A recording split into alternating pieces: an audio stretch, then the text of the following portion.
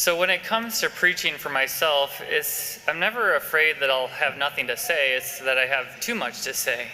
I start just a background on how I prepare my homilies. Monday is when I write my bulletin article, and it's usually a reflection of my Sunday homily.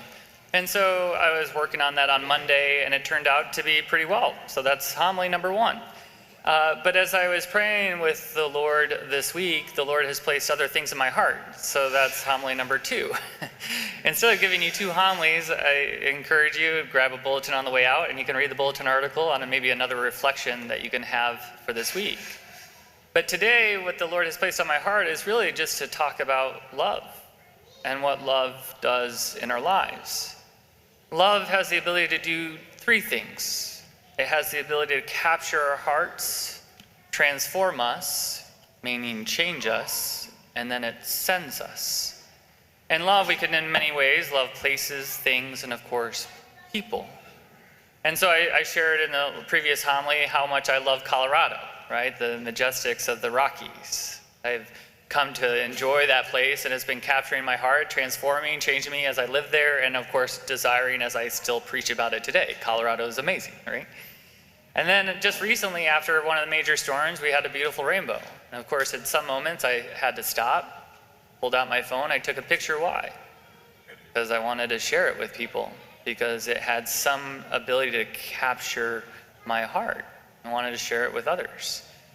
And then, of course, when we talk about persons falling in love with someone, how beautiful it is when someone's heart is captured, transformed, and sent. Of course, as a priest, it's beautiful to see my friends, starting to date, and there's that hesitation, but it's real when they start posting it on their social media, right? When they announce it to the world, I'm in a relationship. Ooh, okay. There's something about this opening and revealing to the world, like I am now committing myself to another. Now, God willing, of course, that relationship is a good one that leads to what? An engagement. And there's something powerful about engagements. When somebody tells you that they just got engaged, what's their follow-up question? How did you do it? There's a nervousness, right? Were you nervous? Did they know it was coming? There's something about the human heart that longs to hear that story. For a priest, it's nice. I get to hear all those stories as I do all my wedding preparations. I actually get to ask that question. I usually ask the guy how they first met, and I usually ask the woman to tell me the engagement story. Because in a way, the engagement story reveals what? How they were captured by the person, how they've been changed, and how they said yes, a commitment that they don't want to live life without the other. Pretty profound. And then, of course, the planning of the wedding and the beautiful gift that it is. And many of us have gone to weddings. Why?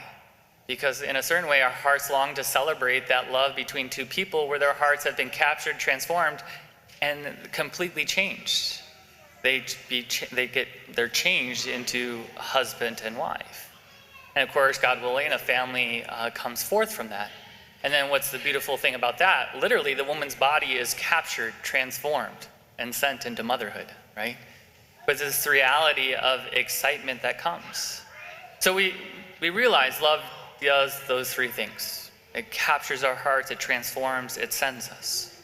So then the challenging question we might need to ask is, has our faith, which is in love of Jesus Christ, a true person, has our lives been captured, transformed, and sent by Christ?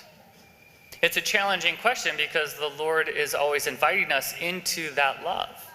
That love doesn't just happen once, and it doesn't have this just one-time commitment, but it's something that should be continually happening in our lives. That the Lord is inviting our life to always be captured by his love, to be transformed by him, and to be sent by him.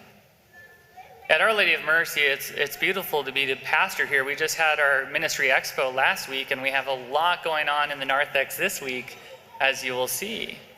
And it's sometimes daunting as a pastor. I look at the wall of pastors, right, the previous pastors, and they were all older when they arrived to Our Lady of Mercy as a pastor here, and I don't know how they did it. I barely can hold up. Like, where did they get the energy? And I pray for their wisdom and strength and their perseverance and endurance that they had as they were coming to establish this beautiful, beautiful place that now I get to partake in as well. I just want to encourage you that Our Lady of Mercy hopefully offers you those opportunities to be captured, to be transformed, and to be sent. Two things that I want to highlight is first, our family faith formation. We're in the new academic year, and ministries are starting, including our family faith formation. If you have children, K through 12, make sure you're registering them so that you as a family can continue to be captured along with your child and children, to be captured, transformed, and sent. I know we have some people visiting, and if you are visiting, I know a good real estate agent. We can get you here and be a part of our parish, because we got amazing things going on here. Another thing that I want to promote is our Alpha ministry that's starting up this Thursday. A lot of times it's very easy to just come on Sunday and just be part of the community on Sundays, and that's great and that's beautiful. But the Lord is always asking us and inviting us deeper into community, communion with one another. And so this is just a wonderful opportunity to bring our questions before a group, to have a wonderful dinner, to have great small group discussions, in a certain way within that to be captured by the Lord. And of course, in that, we're constantly being changed so that we may be sent. So if I can just encourage you maybe to consider that, even if you've been offered the invitation over and over again, that this is something that allows us to enter into communion with one another, to love as we're called to love.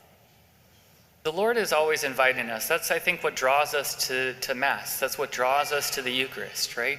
As our second reading, St. James talks about the Word is implanted in us, and in a certain way, he's talking about this transformation that makes us doer of the Word. That the Lord, through his Word, the Word made flesh that we receive in the Eucharist, it transforms our hearts to then send us out.